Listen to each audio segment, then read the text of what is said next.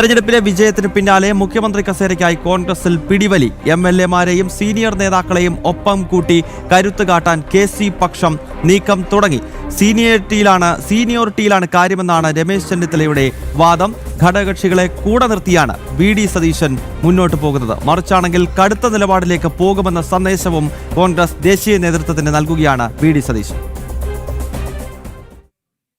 ഓസിക്ക് ശേഷം K C. Team leader എന്ന നിലയിൽ മാറിയ വി.ഡി. സീനിയോറിറ്റി മുഖമുദ്രയാക്കിയ രമേശ് ചെന്നിത്തല 3 ചേരികളിൽ തട്ടിക്കറങ്ങുകയാണ് കോൺഗ്രസിലെ മുഖ്യമന്ത്രി കസേര. ഭൂരിഭാഗം എംഎൽഎമാരുടെയും പിന്തുണ തങ്ങൾക്കുണ്ടെന്നാണ് കെ.സി. പക്ഷം അവകാശപ്പെടുന്നത്. കൂടാതെ മുതിർന്ന നേതാക്കളെ ഒപ്പം കൂട്ടിയും കെ.സി. വേണുഗോപാലിന്റെ സർജിക്കൽ സ്ട്രൈക്കും എംഎൽഎമാരുടെ എണ്ണം മാത്രമല്ല പരിഗണിക്കേണ്ടതെന്നാണ് വി.ഡി. സതീശൻ വിഭാഗത്തിന്റെ നിലപാട്. ഘടകകക്ഷികളെ കൂടെ നിർത്തിക്കൊണ്ടുള്ള നീക്കങ്ങൾക്കാണ് സതീശൻ ഇപ്പോൾ പ്രാധാന്യം നൽകുന്നത്. ടീം യു.ഡി.എഫിന്റെ നായകനെ എങ്ങനെ മാറ്റി നിർത്തുമെന്ന ചോദ്യത്തിനപ്പുറം പദവി ലഭിച്ചില്ലെങ്കിൽ കടുത്ത നിലപാടുകളിലേക്ക് സതീശൻ നീങ്ങിയേക്കുമെന്ന മുന്നറിയിപ്പ് കൂടി വി.ഡി. അനുകൂലികൾ ഉയർത്തുന്നുണ്ട്. സീനിയോറിറ്റിയിൽ പിടിച്ചാണ് ചെന്നിത്തല കരിക്കൽ നീക്കുന്നത്. കെ.സിയെ കേരളത്തിലേക്ക് അയക്കുന്നതിൽ രാഹുൽ ഗാന്ധിയുടേതാണ് ഇനി അന്തിമ തീരുമാനം വരേണ്ടത്. മറിച്ചാണ് തീരുമാനമെങ്കിൽ കെ.സിയുടെ സമ്മതത്തോടെ രമേശിനായിരിക്കും നറുക്ക് വീഴുക. വി.ഡിയെ തള്ളിക്കളയാനും ഹൈക്കമാൻഡ് തയ്യാറായേക്കില്ല. ലീഗ് അടക്കമുള്ള നേതാക്കളുടെ സമ്മർദ്ദം ഹൈക്കമാൻഡിനെ നേരിടേണ്ടി വരും. അതേസമയം ഹൈക്കമാൻഡ് നിരീക്ഷകർ ഉടൻ കേരളത്തിലേക്കെത്തും. നിയുക്ത എംഎൽഎമാരുമായും എംപിമാരുമായും ചർച്ച നടത്തി ഒറ്റപ്പേരുമായി ഡൽഹിക്ക് മടങ്ങാനാകും നീക്കം. റിപ്പോർട്ടുകൾ വിലയിരുത്തിയ ശേഷം രാഹുൽ ഗാന്ധിയാകും ഇക്കാര്യത്തിൽ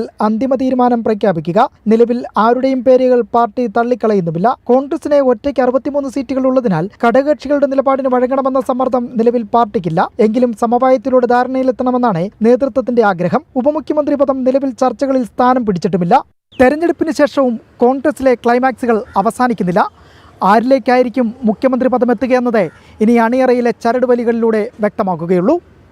തിരുവനന്തപുരത്തു നിന്നും കെ.ബി. ശ്യാമപ്രസാദ്, ജനം.